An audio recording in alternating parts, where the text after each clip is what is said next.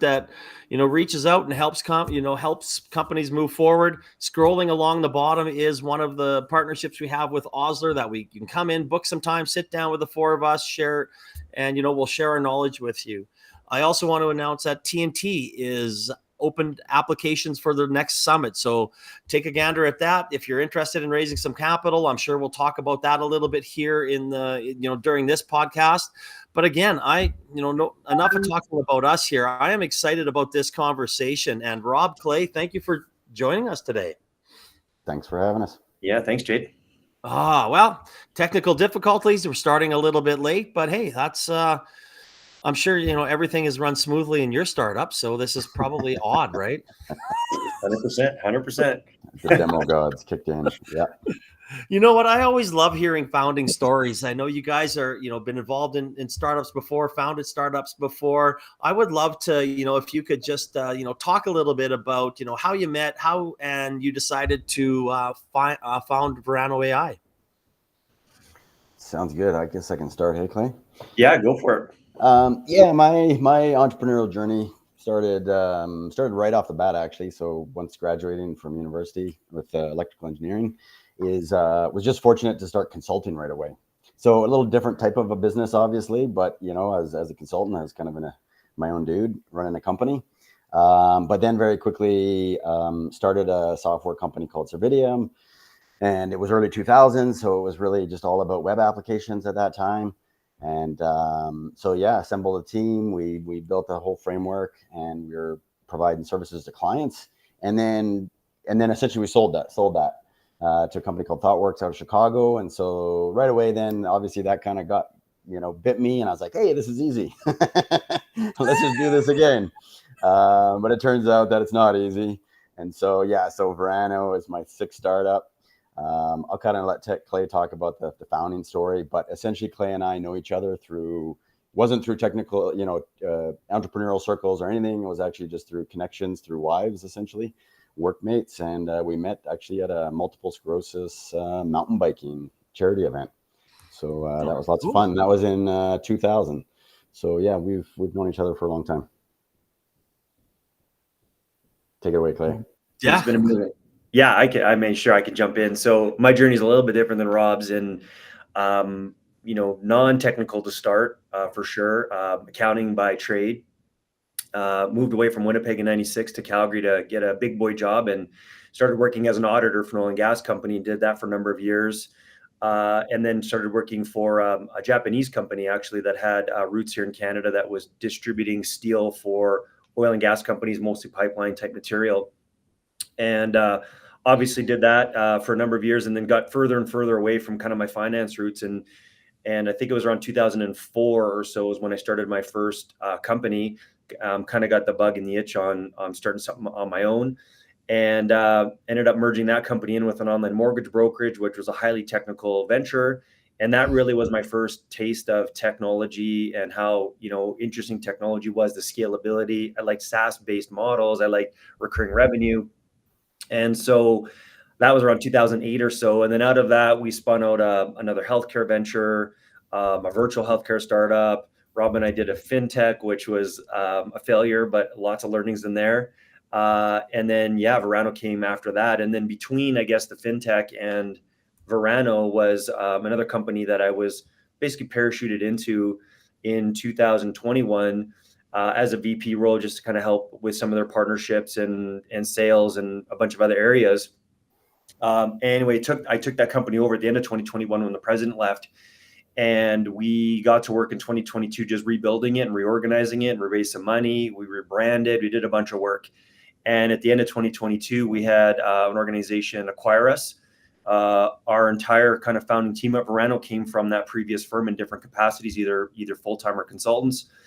And after the transition and after being off for a couple months, we just got back together, kind of thinking about the problem that existed in the marketplace in most organizations having, you talk about highly regulated companies, in particular energy, having a lot of trouble with keeping track of regulations, the environment, how do you remain compliant, what are the risk factors and all this kind of stuff. And what we learned was over a number of customer discovery calls and sessions and building out some prototypes was that most organizations don't use any sort of automation. It's all manually driven. So while there's good software out there, the software like Excel, it needs to be manually driven. So long story short, we spun up some AI around this, and Rob can talk more about that because he's the technical brain.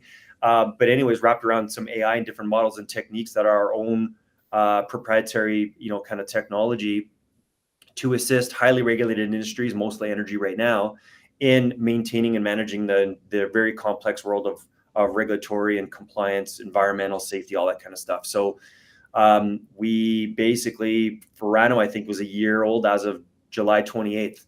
So we're a pretty new startup.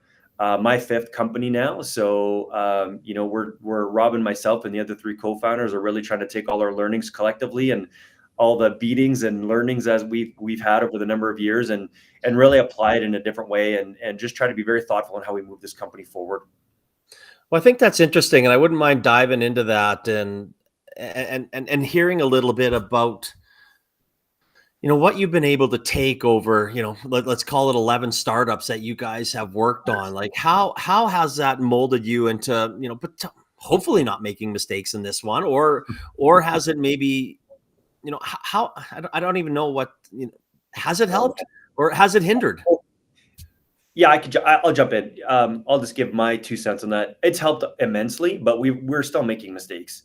I mean, I can think back to August and September when we're just getting going and we're starting to get some traction. And you and I've been connected, I think, Jade, now for probably a couple of years, and you've kind of watched our journey. And I mean, we're out there. We've been, one of the things that I did early on that I haven't done in previous companies that I've done with this one is I just said, we need to take massive action and we kind of need to be everywhere.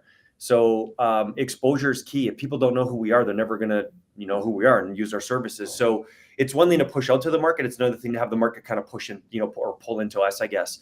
So we're still making mistakes. I think we're making less of them, which is good. But we've certainly learned a lot from the past. And I think one other key thing that has been very helpful for me is a bit more of an advisory group around what we're doing. I mean, we have an official advisory board now.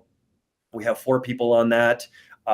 In addition to that, that's more business related. In addition to that, we do have mentors. I think Rob's got a few. I've got 2 that I use from time to time. So there's still mistakes that are going to be made for sure. What's awesome is that this group has worked together before. We all sort of know our strengths and weaknesses. We know how to leverage that, our strengths if we need to, and not really focus on our weaknesses if we can help it, because we can hire for that if we need to. So there's quite a bit. I don't know. I'm just rambling on here on different things that are popping in my head as I'm going. But I would say for sure, in today's environment, I don't know. I'm not gonna say I feel sorry, but I feel empathetic, I guess, for organizations that are first-time founders in this environment, because it's tough to raise capital. It's there's a lot of cool technologies out there. There's a lot of competition, and there's a lot of eyeballs, and social media is way more prevalent than it was 20 years ago. And Rob and I starting to get into businesses. So it's a different environment for sure. So I think, having been around the block a couple of times and been beat up has really helped us. Yeah, I think I don't think there's any like blueprint or template for every startup. I think every startup's different. Every little, jig and jog in the road. So hence that's why there's some mistakes, right? Because you take calculated risks, and sometimes they work and sometimes they don't. And even still today, there's a lot of different opportunities. And so the biggest challenge we sort of have is actually what path we want to go down and not get too diluted, right? We need to stay focused. So, in terms of lessons learned, I think, focus is obviously massive. From a technology perspective, it's, don't build it and think they will come. So we've done a great job with Verano on that. We've essentially run what we call MVTs, minimal viable tests. So we've run 9 of them prior to actually really, getting customer feedback, customer validation, and then actually went and built the product. So that's been awesome, because we certainly have been guilty of not doing that in the past. And then I think the other kind of part of it is that, one of my previous ventures, we raised $7.5 million. And in fact, Clay was also helped with that, but it was almost too much, right? Having too much money is also actually a big problem, because it's just lack of focus. Like, you start thinking that you can do everything and just, go. Whereas with Verano, where we've been more constrained, And but that's good, right? I think the constraints breeds creativity. No, I agree, right? I mean, I've seen, especially on raising capital, I've seen both sides, right? People complain about it, people get money and blow through it like drunken sailors, and really not accomplish anything, with it. And I'm sure that's where, for the capital that you have raised, that experience comes in, saying, okay, wow, we know what to do, we know what to spend it on, we know what's important to, to make that, those dollars and cents go a little farther. Totally.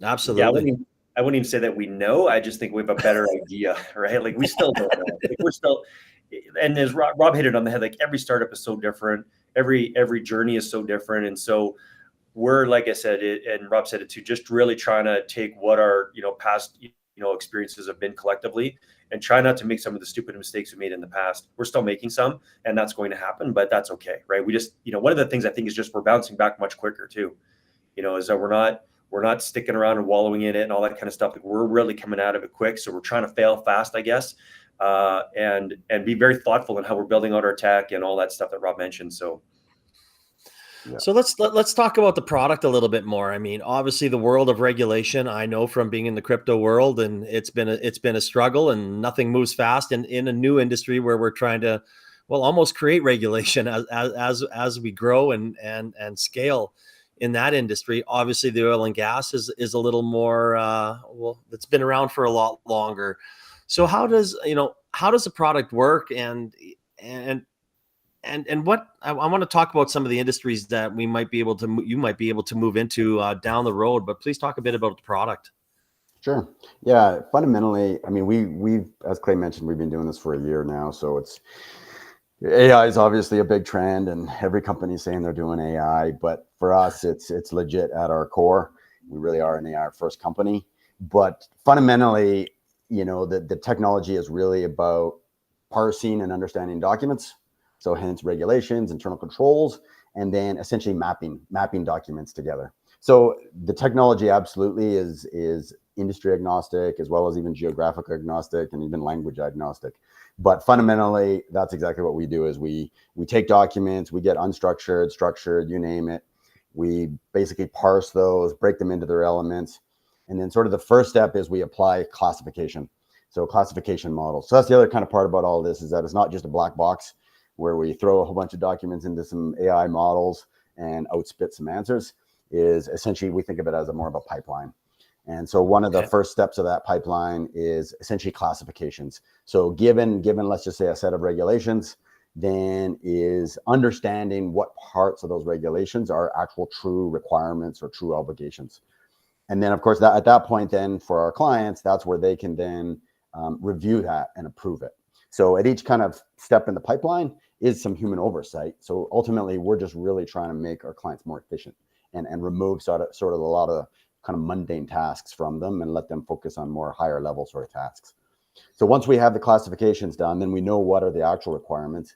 Then that's where then AI models come in again and basically map internal controls. And so internal control can be like a policy, procedure, anything that the company wants their staff to do so that they stay compliant.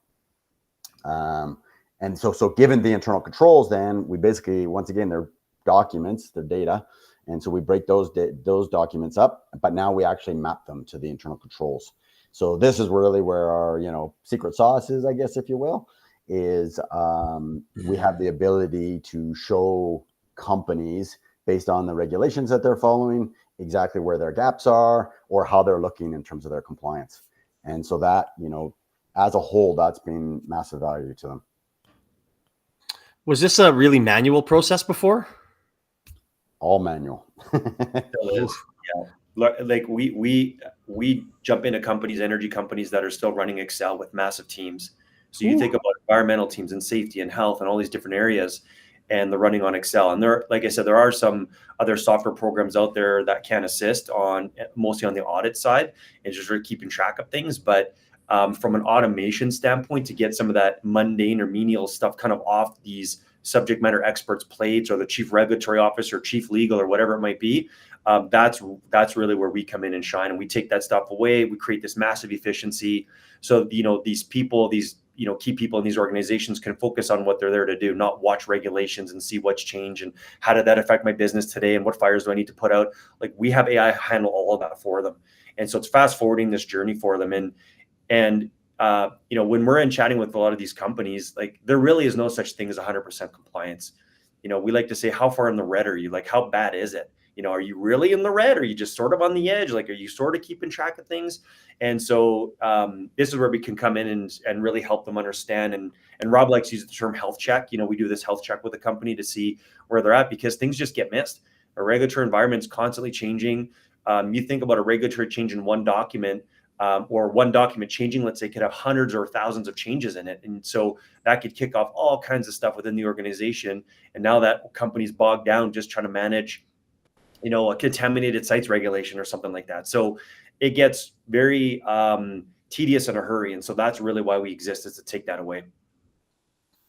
So, I mean, Rob, you brought up a point that everybody's talking AI and everybody says they're using AI, right? And I mean, God, I think I see it on every single deck, kind of like I saw blockchain 6 years ago on every single deck, right? Yeah.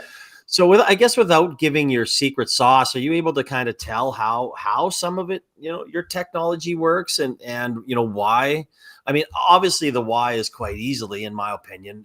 If you have, Jade Albert sitting there trying to go through thousands of documents, I'm sure I'm going to miss probably 50% of them, right? Yeah. Like, it's just human error. Like, I just, I'll probably lose train of thought, start thinking about my girls' softball and yada, yada, yada. Right. So like, how does it work? Yeah, well, this is where one of our co-founders, Renan, has been doing AI for the last 10 years. So really, this is sort of his domain, but this was, a key part of the team. And so he's got his master's in AI and then is actually just wrapping up a PhD in AI. Nice. And so ultimately and he's also had previous experience with working with government documents essentially and doing a bit of a mapping exercise. And so that's one of the things, I guess, kind of a lesson learned overall as well is just timing, like the actual importance of timing. And so, for Verano, I think it was just a convergence of, it's great timing as far as, obviously there's an AI wave and everything like that. It's also great timing because just regulations are increasing, just globally. So that's good. And then also just obviously previous experience sort of in this compliance world, and then team, just a convergence of being able to assemble the team. And so, like I said, Renan's a big part of that. And so as far as specifically, my AI knowledge only goes so deep. But ultimately, it's just applying a lot of kind of old school AI techniques, so regression models and things like that. And then we even started before ChatGPT was launched and stuff like that. So and it's just now we're also incorporating large language models into the whole solution.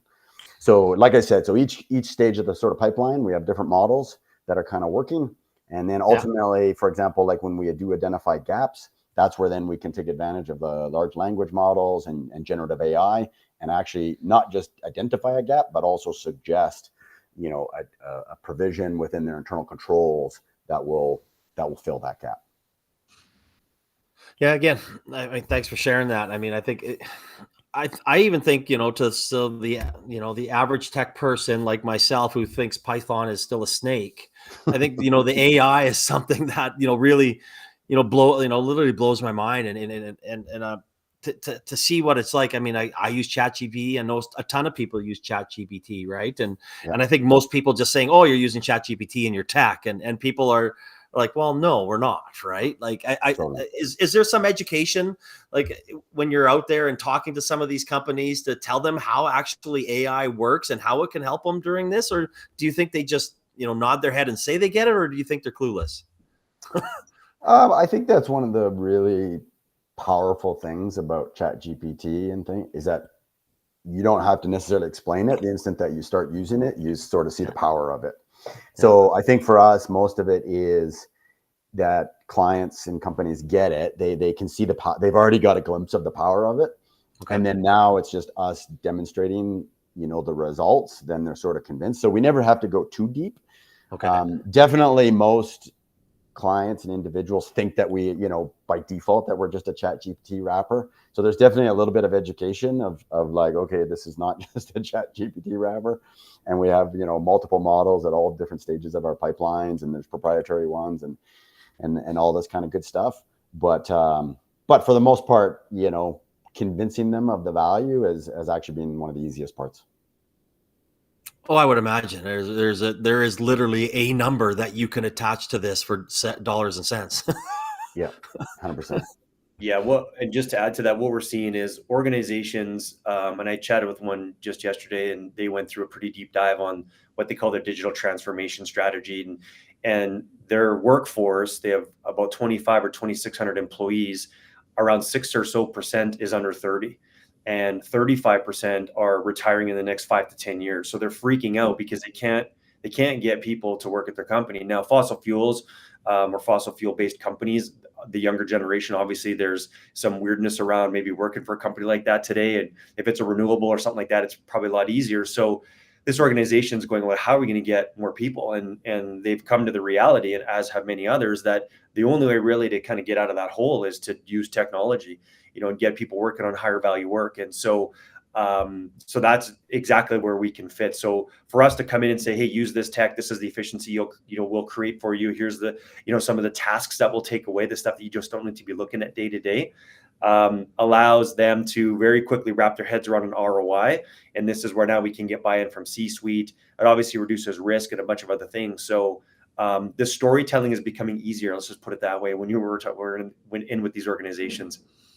Oh, I bet. Again, I'm talking with Rob and Clay, the founders of Verano.ai. Click on the website in the comments section to find out more information. Well, you talked before, obviously we're in an oil and gas city, but I mean, regulations in freaking every industry. So I guess, are you going to kind of sow your oats a little bit here? Or are you kind of, what other industries are you, I know I've made some introductions into some people and the ASC and things along those lines. Well, where else do you think that you can go with this in different industries? I mean, the short answer is anywhere. Anything that's highly regulated, we can tap into. And Rob said this earlier, but we've got more opportunity than we know what to do with. And so we're really trying to figure out what our biggest value prop, I guess, could be to certain industries. Energy, we all come from there. It's Calgary. We get it. We understand it. We have, subject matter experts in-house that know exactly what's going on in those companies. The other areas that are interesting to us are banking, finance. And the tangent to that is online gambling and gaming, which is growing exponentially all over the world, especially in the US and Latin America. Very similar regulations and rules to banking and finance, anti-money laundering, knowing your client, all this kind of stuff. So there's some nice crossover with that industry. Again, very, very regulated, but a lot more pain as far as if they're not adhering to the rules. It's a little bit different in the sense that a regulator probably just shut you down. If you're not adhering to the rules and you're an online gambling or sports betting company, chances are you're going to get shut down, and they're going to sort it out, and then they'll let you go back and operate. So in energy, it's probably not quite that bad. Very rare for a regulator to come in and shut you down. They're going to fine you, or could be some infractions or anything like that, or undertakings you may have to take to rectify a situation. So yeah, we're looking at that. We're looking at obviously the US market, the UK. We've had opportunities in pharma, food and drug, a bunch of different medical, a bunch of different areas. But focus is a key thing for us. So we're really just trying to figure out, like, are we going to go all in on one or two verticals? It's kind of sounding like maybe two, and then we kind of stop there. Not that we're not looking at other opportunities, because we're really interested in, what challenges are companies having. And one thing we've learned is, and this is through a number of pilots and tests that we've done, is that highly regulated companies or industries kind of operate the same way. They got a whole bunch of regulations they're following. They have to pull certain requirements out of those regulations and stick it in what's called the legal register. And that's where the regulators look to see, do you understand your business? Then on top of that is now the internal controls and policies and the forms and all that stuff that goes into it. So there's a lot of moving parts, but most companies kind of follow the same process, and most sectors do. So where we can come in as help in any one of those, it's just a matter of what do we really want to sink our teeth into, because it's a big world out there and there's lots of stuff going on, but we don't want to boil the ocean too quick, right? We want to boil the ocean, obviously, but just not super fast where all of a sudden we're distracted and maybe dropping opportunities that we should be pursuing, or opportunities that are in our laps right now. And this has actually been, I wouldn't have sort of predicted this, but it's actually been one of our biggest challenges, I think, is, you hear about certain companies and they pivot, right? So they started off on a mission, and then of course they pivot, and then they become wildly successful. And so for us, obviously we're on this mission, and like I described, is that fundamentally, our base technology is about like documents and mapping and things like that. So it can be applicable to all kinds of problems. Like you wouldn't believe the problems that we hear about. And so now all of a sudden we're like, well, like we're keeping our eyes and ears open about these potential pivots, right? Because maybe compliance isn't where we should be. We should actually do this. But like I said, actually deciding on which way to go has been more challenging than expected. Well, that's interesting. I mean, it kind of leads into our next question. You kind of talked about, maybe your bigger plan of where you want to go. But that short-term plan, I know you've raised some capital, things along those lines. And I mean, there's been, we've had many discussions, right? It's been up and down. It's like anything. It's always a challenge, no matter if you're a multiple-time entrepreneur or a first-time entrepreneur trying to raise that capital. So if you were going to, I get your kind of long-term stuff. What is your next steps? Like what's short-term, goals for Verano here over the next, let's call it, 6 months to a year? Yeah, there's a couple key initiatives that we're working on right now. One is it's public knowledge. Well, we have an agreement and partnership with Deloitte, so we're working heavily with Deloitte now on a managed compliance solution. Yeah, thank you. We've recently just been accepted as a partner with ServiceNow. So some integration work that needs to be done. And people think, oh, great, you landed this deal with ServiceNow and boom, the money starts flowing. And that doesn't work that way. Like there's integrations to work on and APIs to build and different things that we have to do. So these are some great wins for us that will be great long-term, I think, viable, business relationships and opportunities, and recurring revenue really is what we're after. So we love these distribution or channel or partners, whatever you want to call it. We're all obviously also chasing direct business, energy companies, banking, finance, online gambling. And there's a couple other things that have popped up. So I think right now we just need to focus on those. I mean, we're still raising a little bit of money and trying to complete our capital raise, and most of that money is for technology to kind of get it to catch up to some of these opportunities. And it's a little bit chicken and egg. It's like, do you go build it and then you try to get the partnership, say with the ServiceNow, or do you talk to ServiceNow about what you're building or developing, and then you show some core technology and then build it out further from there. And that's the route that we've chosen to take. So there's a lot to do. There's no question. I think we're going to have to make, as a group, collectively at Verano, some kind of short-term sacrifices for longer-term gain. And this is what Rob alluded to. And the challenges is like, I want to do it all. I'm like, let's just go and let's do it all. And Rob's like, we only have so much bandwidth. I mean, we can't, again, boil the ocean in one shot here. So we're really trying to be selective in what opportunities we think are viable for us in the long run. And there's a lot of opportunities and things we could do for some short-term, maybe transactional revenue, which would be fantastic. And investors might like that, but that doesn't necessarily lead into maybe some long-term strategies or even long-term revenue for us, or fit in with our long-term vision.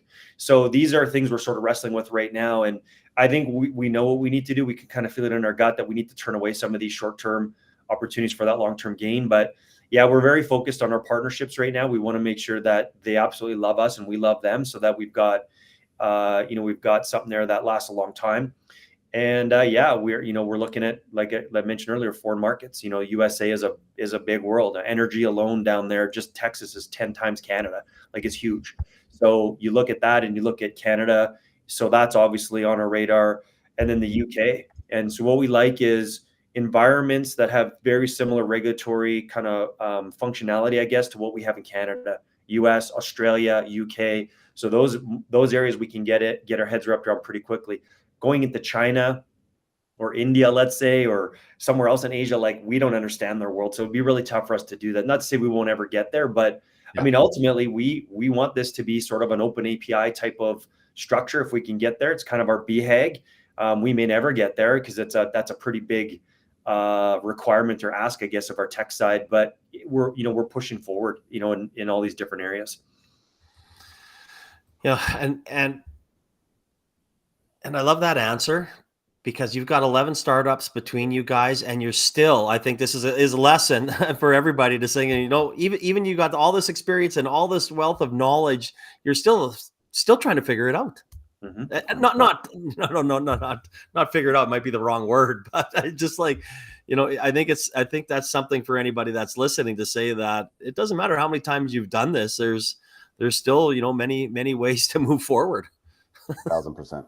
1,000%. Yeah, one of the biggest differences with this company over any others that I've been involved with, and I think Rob is the same, is we haven't seen this type of market pull. We haven't seen this type of like people, like Rob said, every time we talk to somebody, there's some problem that we uncover, and they're like, "Can you help us?" We're like, "Sure." So we love that problem because we actually, as a company, have a little bit of option now to pick and choose where we want to go.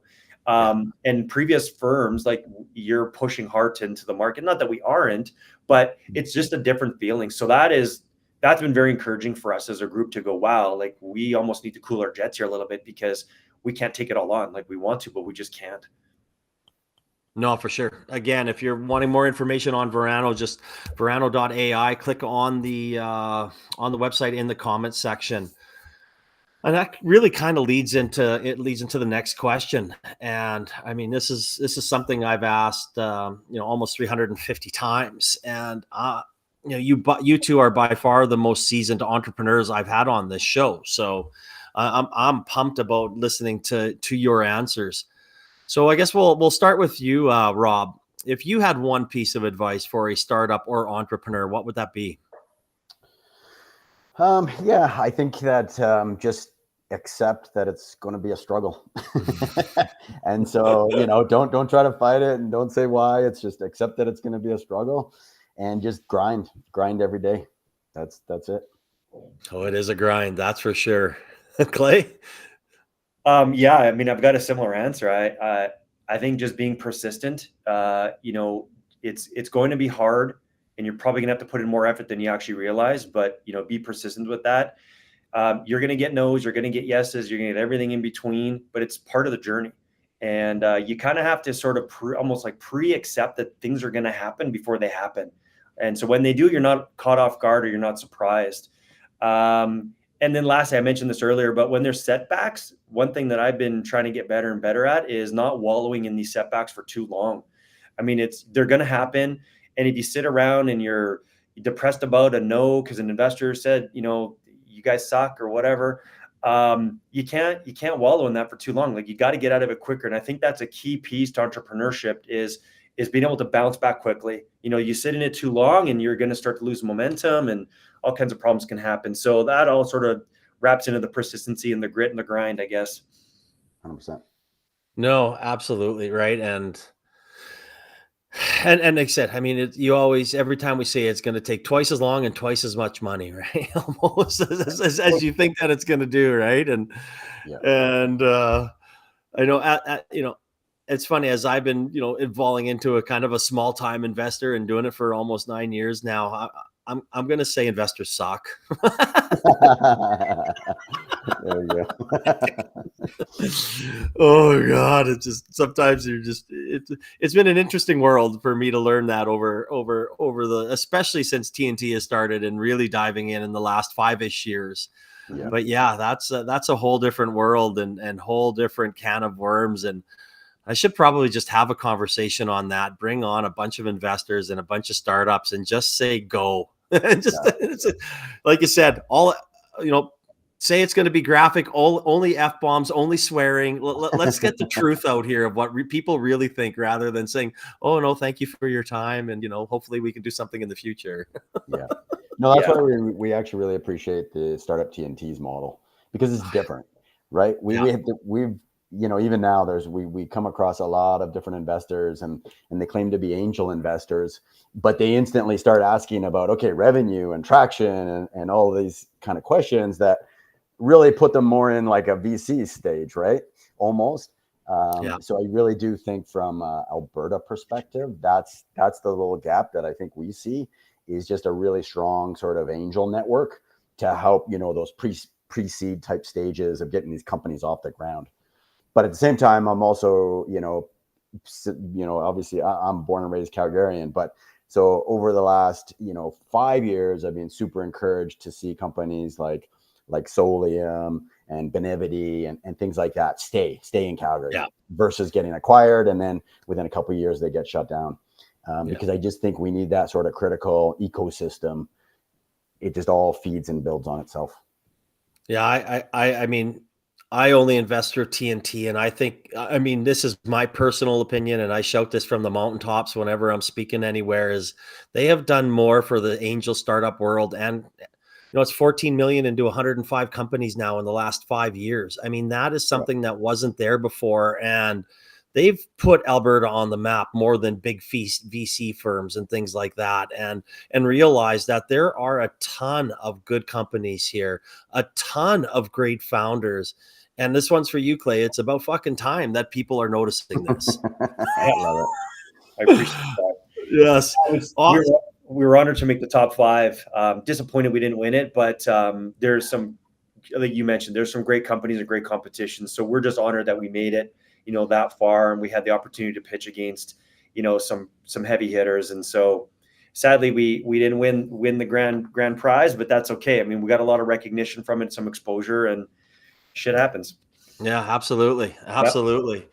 Again, I mean, I am so happy that you guys are on here. I'm a huge fan of what you're doing, and I can't wait to watch and see how you guys are going to change the regulatory world, in many different industries. Too bad we had some technical difficulties with LinkedIn, but again, thank you guys for coming on. And I'm sure we're going to be crossing paths at TNT nights and different events. So I'm looking forward to where you guys go. So thanks for coming on again. And I hope everybody enjoys their rest of their rainy Wednesday by the looks of it. And we'll be back next week. So Rob, Clay, I appreciate your time and sharing your knowledge, and we'll chat soon. Likewise. Thank you. Take care, everybody. Bye-bye.